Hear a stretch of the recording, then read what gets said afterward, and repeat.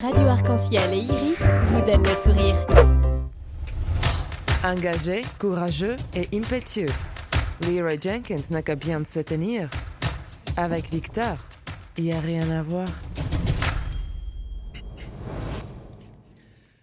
On a tous déjà passé un moment à table dans un repas de famille quelconque, d'une famille quelconque, dans une ambiance quelconque, avec des discussions quelconques. Et souvent, entre le fromage et le dessert, on se met à parler de sujets un petit peu moins quelconques, comme la politique, l'immigration, l'affaire Polanski, et tout autre sujet qui tend au lancer de vaisselle à la fin du repas.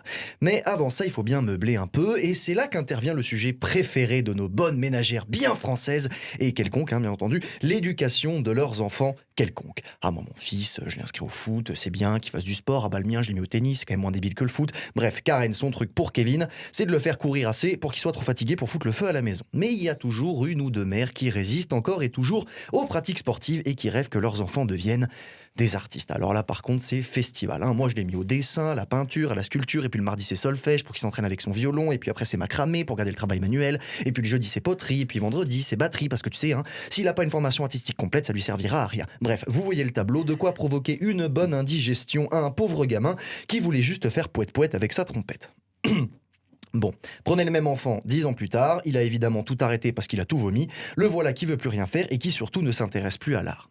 D'un autre côté, on a aussi ceux à qui on n'a jamais appris que l'art existe et nous voilà rendus avec une génération de gens qui, pour la majorité, ne sait pas qu'avant d'être un modèle de Citroën, Picasso était peintre.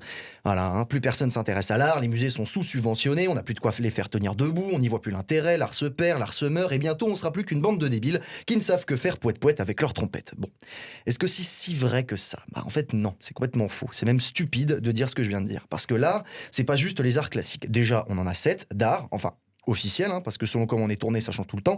On en a 8, 9, 10 et même plus qui sont apparus et qui apparaissent tous les jours. Tiens, allez, bonne phrase de con pour commencer. Les jeunes de cité ne s'intéressent pas à l'art et ils foutent le bordel dans les musées. Alors oui, peut-être que Rembrandt et Van Gogh, ça les transcende pas, mais ils ont à nous rétorquer le rap, le graphe, le hip-hop, le scratch, le slam, qui sont tous une forme d'art visuel, musical ou monumental, et nous, on est rendu avec nos classiques qui commencent quand même à nous ennuyer un petit peu. Ce qu'on regrette en fait, quand on dit que les gens ne s'intéressent plus à l'art, c'est qu'ils ne s'intéressent plus au vieil art, à celui qui est déjà présenté comme bon, celui qui n'a plus de surprise, qui n'est plus voué à évoluer, encore et toujours, c'était mieux avant. Et même si c'est très bien d'observer notre passé, osons nous aussi nous tourner vers l'avenir. Et l'avenir, ce sont nos enfants. On va faire dans le pathos bien gras, histoire de terminer correctement. Petite question pour vous, monsieur.